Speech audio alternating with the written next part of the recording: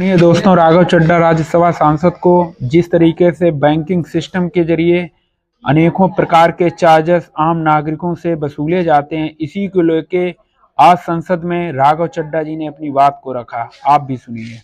Hidden charges और fees, ये नाना प्रकार के चार्जेस जो आज मैं सदन में लाया हूं, ये माननीय वित्त मंत्री जी तक पहुंचे ताकि देश के आम आदमी की जो जेब बैंकिंग सिस्टम काट रहा है उसे पता लगे, ग्राहक को भी और माननीय वित्त मंत्री जी को भी।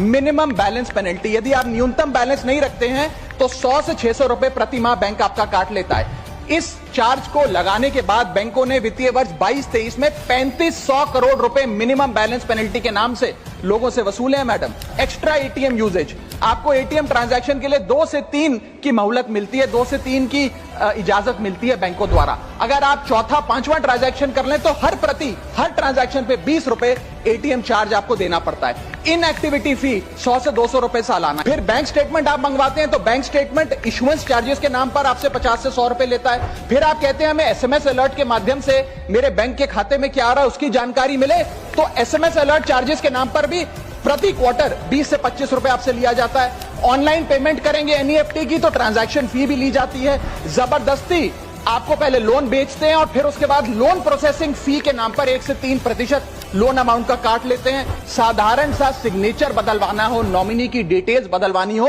उस चेंज पर भी 200 रुपए प्रति ट्रांजैक्शन के नाम पे बैंक आपसे पैसा वसूलता है। और डिमांड ड्राफ्ट पे ऑर्डर बनाने जाएं तो 100 से 200 रुपए प्रति डिमांड ड्राफ्ट आपसे पैसा वसूलता ही वसूलता है। यानी कि कस्टमर्स की जेब काटी जा रही है और कस्टमर्स को पता भी नहीं लगता कि कितना पैसा बैंक इन नाना प्रकार के चार्जेस के चलते आम आदमी से वसूल रहा है।